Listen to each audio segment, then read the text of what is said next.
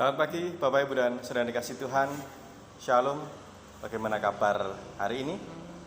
Semoga semua dalam kondisi baik, sehat, dan tetap semangat. Mari kita bersyukur kepada Allah untuk kasih setianya yang pagi ini senantiasa mengingat akan keberadaan kita dan tetap mencurahkan berkat-Nya dalam hidup kita dan juga keluarga kita. Mari Bapak Ibu Saudara, kita bersatu hati menaikkan syukur di dalam doa. Saya hantarkan. Sungguh kami bersyukur ya Bapa yang Maha Kasih, karena pagi ini kembali kami boleh merasakan kasih setiamu.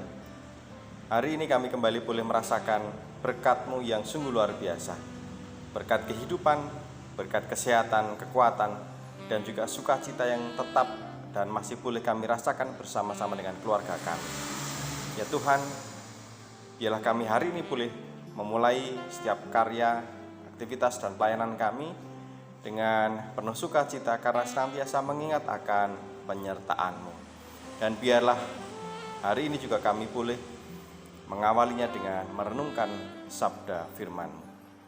Kami serahkan hidup kami ya Allah dalam tangan kasih tuntunan-Mu, dan kami siap untuk mendengarkan firman-Mu. Di dalam nama Yesus Kristus Tuhan kami bersyukur dan berdoa. Amin. Bapak Ibu dan Saudara dikasih Tuhan, pembacaan firman pagi ini dari Injil Matius 23 ayat 22. Matius 23 ayat 22 yang demikian. Dan barang siapa bersumpah demi surga, ia bersumpah demi tahta Allah dan juga demi Dia yang bersemayam di atasnya. Amin. Demikian firman Tuhan. Tema renungan pagi ini, sapaan firman hari ini, jangan sembrono. Ibu bapak dan saudara yang dikasih Tuhan, kita sering mendengar ada orang yang dengan mudah sekali mengucapkan sumpah. Bahkan dengan entengnya mengangkat sumpah, mengucapkan sumpah dengan menggunakan nama Tuhan. Mereka bersumpah demi nama Tuhan, demi nama Allah. Ibu bapak dan saudara kasih Tuhan, mungkin mereka tidak paham dengan konsekuensi dari sumpah yang diucapkan dengan menggunakan nama Tuhan. Atau mungkin mereka sudah terbiasa sehingga sumpah itu ya dengan enteng sekali mereka ucapkan. Dan dalam kenyataannya, sumpah yang mereka ucapkan dalam nama Tuhan ini, demi nama Tuhan ini, seringkali juga tidak mereka tepati, tidak mereka lakukan. Contohnya yang gampang, ya sumpah para pejabat dengan menggunakan nama Tuhan, dan mereka bersumpah untuk tidak melakukan pelanggaran, korupsi, dan sebagainya. Tapi kenyataannya mereka tetap melakukan. Beberapa di antara mereka dan cukup banyak. Itu artinya apa? Mereka yang sudah mengangkat sumpah demi nama Tuhan, dengan entengnya mereka melupakan itu dan tidak melakukannya. Pelajaran dari firman Tuhan pagi ini kita sungguh-sungguh diingatkan bahwa mengangkat sumpah itu tidak gampang, apalagi dengan mengucapkannya demi nama Tuhan. Karena apa Bapak Ibu dan Saudara? Ketika kita mengangkat sumpah, mengucapkan sumpah demi nama Tuhan, itu kita menjaminkan nama Tuhan. Dan itu mungkin yang memang ada dalam pikiran orang-orang yang mengangkat sumpah, mengucapkan sumpah demi nama Tuhan. Mereka memakai nama Tuhan sebagai jaminan, sebagai boreh, yang menunjukkan bahwa seolah-olah sumpah mereka itu sungguh-sungguh, tidak mungkin mereka ingkari. Karena yang dipakai sebagai jaminan adalah nama Tuhan yang sangat-sangat kudus, nama Tuhan yang penuh dengan kuasa, pencipta langit dan bumi, termasuk pencipta manusia yang mengangkat sumpah itu.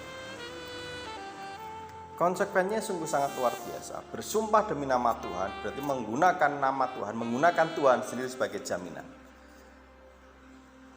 Dan kita belajar dari hal ini mengapa dalam ajaran Kristen kita tidak diperkenankan untuk bersumpah, apalagi demi nama Tuhan. Jangankan demi nama Tuhan, demi kepala kita, demi rambut kita pun kita tidak diperkenankan. Karena apa? Kita tidak berkuasa atas kepala kita, atas rambut yang tumbuh di kepala kita.